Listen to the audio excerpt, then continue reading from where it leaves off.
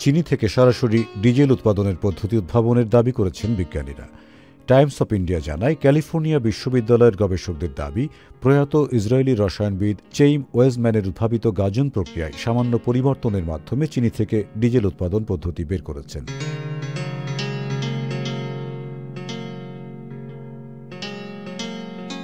এই পদ্ধতিতে 5 থেকে 10 বছরের মধ্যেই বাণিজ্যিকভাবে ডিজেল উৎপাদন করা যাবে।